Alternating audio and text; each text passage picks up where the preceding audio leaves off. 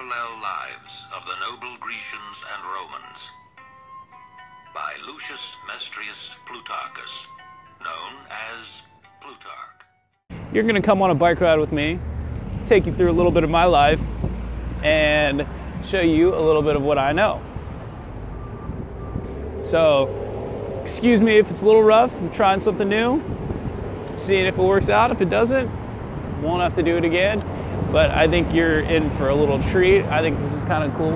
And on the same token, it saves me a little, or well, it doesn't really save me time, but it allows me to ride while I talk with you. And you get to keep me company. So, anyways, the parallel lives of the noble Grecians and Romans. First off, most notable thing about this book is its length. I purchased the audiobook version of it, and the audiobook was 43 hours in length. Just shy of 2 days worth of Charleston talking to you. Charleston is the guy who coordinates it or narrates it. And he has an English accent. Sounds really, really cool.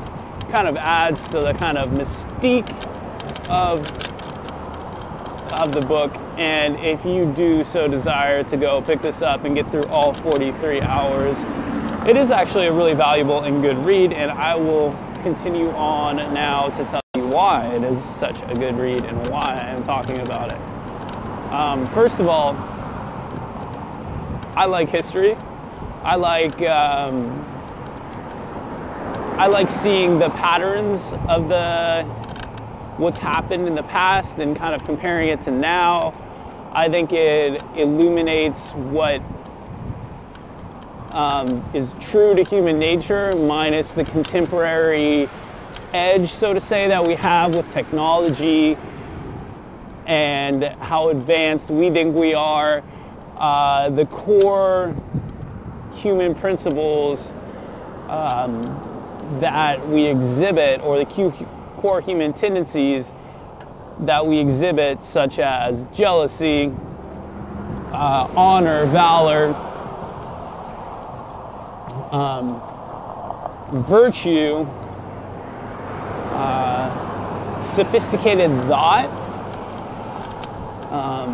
all of that stuff was around back in the Roman era, minus the technology. It's really even interesting in some of the side notes or footnotes of the reading to note the theories they had about the natural sciences. For example, illuminating, why the moon was eclipsed, or the sun revolutions, or even sickness and stuff, and kind of looking at that and how it correlates to see how correct or maybe off the point they were with modern day theories over 2,000 years ago.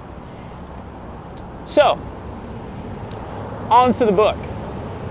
The structure of the book is basically they first take a Grecian, and then they take a Roman, and they take a Grecian and they take a Roman who have had a similar life experience in their rise to power, in their rise to fame or infamy, and they compare the life, or Plutarch compares the life and illustrates one and illustrates the other, and then at the end does a brief synopsis illuminating what he believes to be the most virtuous, which one he believes to have taken the better course of action, or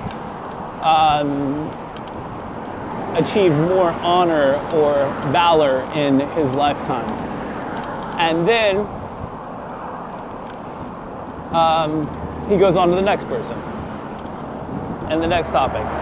And the structure is kind of set up to where it goes from the founding founding of the Roman Empire, the founding of the Grecian Empire, the founding of Athens, and continues onwards as history progresses. And you get a nice viewpoint from sort of the start to the civil wars in both Greece and the civil wars in Rome, and how they affected the area, the types of wars that they went through, the troubles and hardships, and the type of men that sprang forth during those times.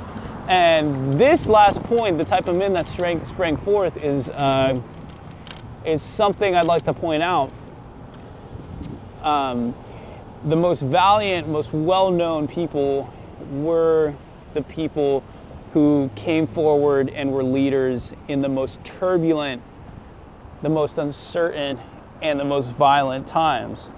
And I kind of have a feeling, I think I read something about this in the Tao Te Ching, a quote along the lines like, heroes only come forth when the state is disordered.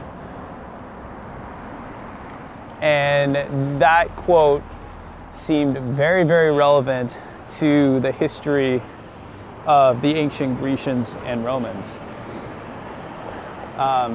Because, for example, the two most notable, most well-known people, Pompey and Caesar,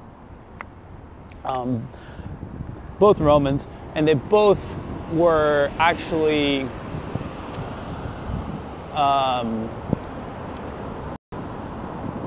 the most powerful in their time at the same time against each other. So, and in the height of like the greatest like tumult of the Civil War.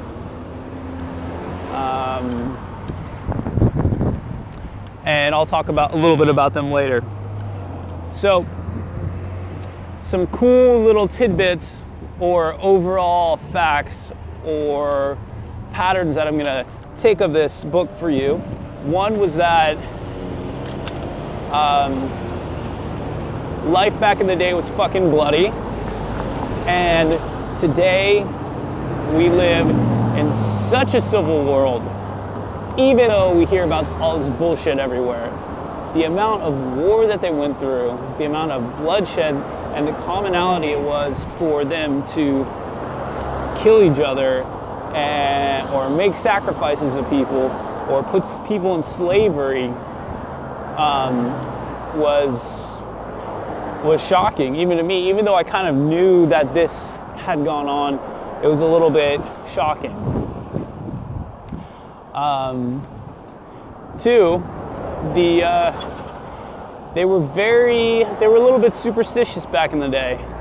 And I'm not saying that we aren't today, but it was like state-sanctioned superstition where they would consult oracles, like the Oracle of Delphi, or they would consult soothsayers, or I think soothsayers is the right term, or priests. And this was all pre-Christian era. Although some can argue that Christianity is a bit woo-woo as well, but Christianity also seems more as like moral guidelines than actual. Let's look at the tea leaves and see what's going on here. So yeah. So life was bloody. That's number one. Two, they were superstitious back in the day. Three, and this is the most powerful lesson I took from this, was that in almost every single story live that was told by Plutarch, it was one person coming forth, doing some great deed, doing some great service to humanity, rising up and becoming prominent in the world, and then everyone around him got jealous, there was dissension, and he got killed because of that dissension. there were very, very few people of note in this book that were able to reach old age and die a natural death. Almost, for example, Caesar, killed by Brutus and all the other people in the subterfuge. Pompey was defeated and he ran away to Africa, and then a Roman colony in Africa cut off his head and killed him because they were afraid of Caesar. Brutus, the one who killed Caesar, he ended up going to Greece, raising an army, and then he came back, or he didn't come back, but then he was confronted by, I think it was Mark Antony or something, I don't know.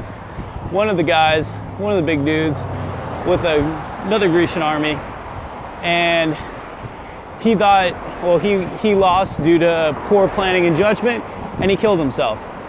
And that was the other thing. They killed themselves a lot. And their main core belief was that they would rather die a free man by their own hand than fall into the hands, let their body fall into the hands of another person and live as a slave. Pretty crazy, huh? Yeah. Let's see, what else? The book is pretty cool. It talks a lot about wars, and it chalks a lot of valor up and gives a lot of respect to the proper conducting of wars and soldiers and morale, and it talks a lot about, or it illustrates the way different people approach public life and how they created or didn't create jealousy, or how they remain favorable, like Pompey remained favorable with the people after all of his successes as a general, because he retired into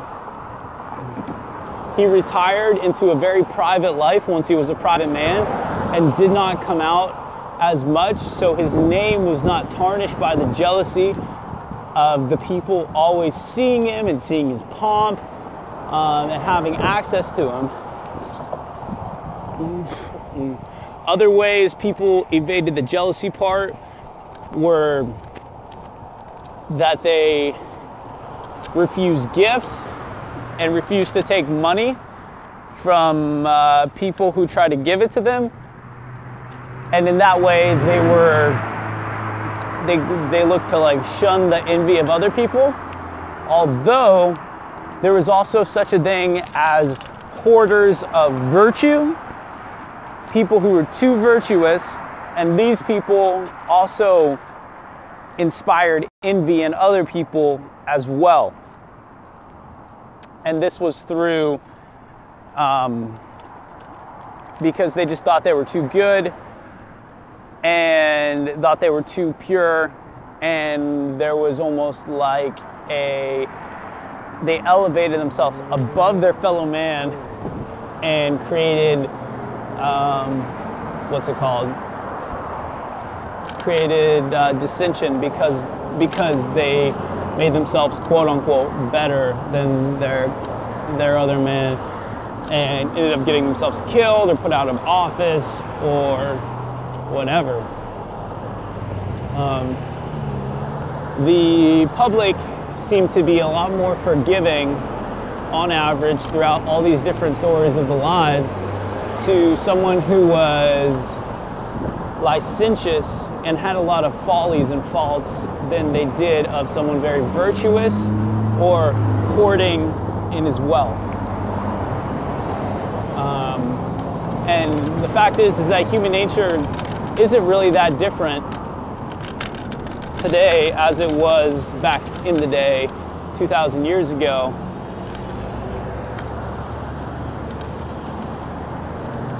evolution really hasn't gone anywhere, even personality-wise. There's some very... The thing I like most about this book is the common threads that I found in my life that compared with the lives of these people.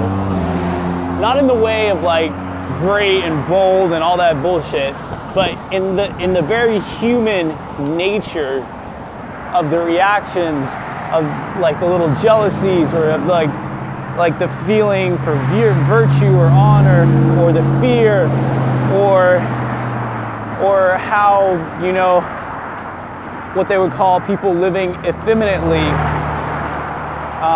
affected each other, or affected themselves, or did not live up to their task, did not live up to their potential because they were living too soft or too effeminate. So I really enjoyed this book. I used it as a nice a road trip book. And forgive me if this video is a little long. I just wanted to kind of highlight different areas, different points of view of this book that I thought you might like. And go pick it up, The Parallel Lives of the Noble Grecians and Romans by Lucius Maestrius Plutarchus, something-is, you know, Greek names and stuff. And thank you for watching. Have a good day. Y'all are awesome. Peace.